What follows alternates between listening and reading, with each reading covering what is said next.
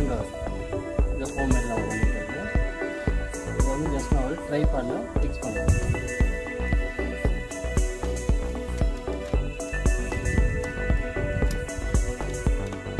Just இங்கே லாக்கில் வந்து இதை ஃபிக்ஸ் பண்ணிட்டோம்னா ஈஸி உங்களுக்கு.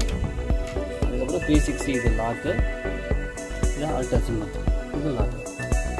இதில் ஃபைண்ட் ஸ்கோப் இருக்குது. நார்த்தை நம்ம வந்து செட் பண்ணுறோம். ஓகே, நெக்ஸ்ட் வந்து ஸ்டெப்பர் மோட்டர் யூஸ் பண்ணியிருக்கேன். இந்த ஸ்டெப்பர் மோட்டருக்கான கண்ட்ரோலர்.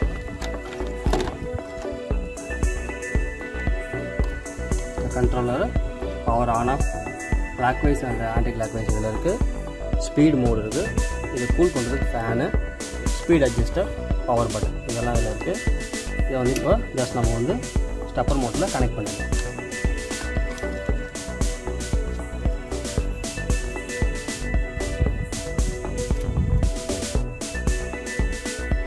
இப்போ இதுக்கு பவர் கொடுக்கறதுக்கு நம்ம 4 வாட் அடாப்டர் யூஸ் பண்ணியிருக்கோம்.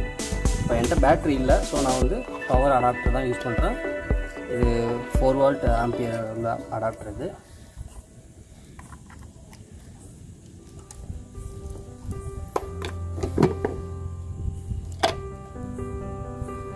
பவர், இந்த பவரை வந்து நம்ம இதில் கனெக்ட் பண்ணிடுறோம்.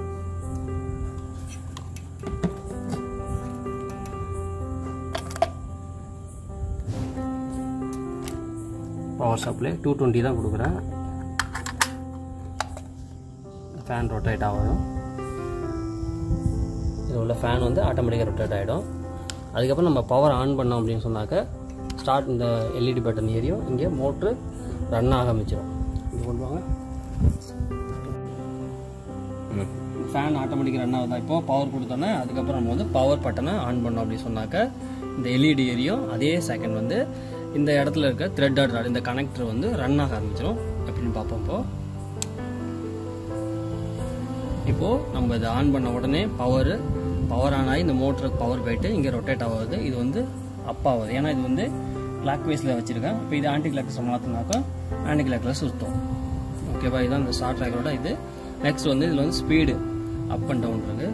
பட் அந்த ஸ்பீட் பட்டனை மாற்றி காமிக்கிறேன். இந்த மோடு வந்து இந்த மோடு பட்டன் வந்து ஸ்பீடு இன்க்ரீஸ் ஆகும்.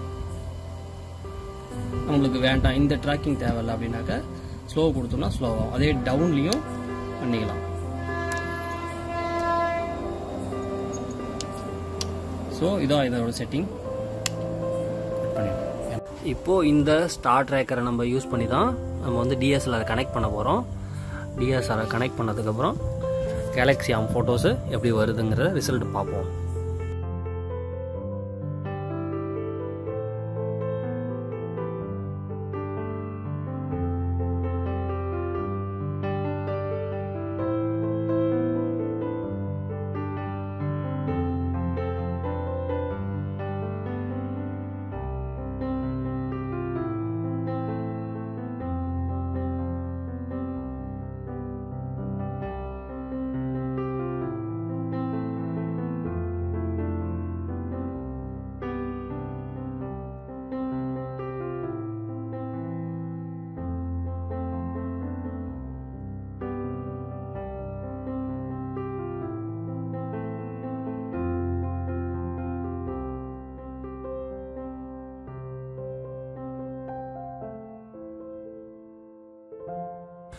இப்போது நம்ம ஸ்கையில் அந்த ஸ்டார் காமிக்கிறேன். உங்களுக்கு அந்த கான்ஸ்டலேஷன் தெரியும். ஸ்கார்பியோ கான்ஸ்டலேஷன் வந்து தெரியுது, லைட்டாக தான் தெரியுது.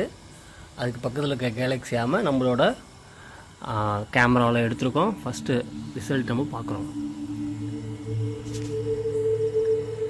ரிசல்ட் நம்ம பார்க்குறது தான் இதுதான் நம்மளோட மில்கி வே கேலக்ஸி ஆம்.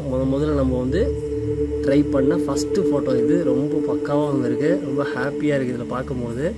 அதில் தெரியுது பாருங்கள், ஸ்கார்பியோ கான்சஸ் பக்காவாக தெரியுது. இந்த டிஸ்பிளேல உங்களுக்கு தெரியும்னு நினைக்கிறேன். அதுக்கு பக்கத்தில் நம்மளோட கேலக்ஸி ஆம் சூப்பராக தெரியுது.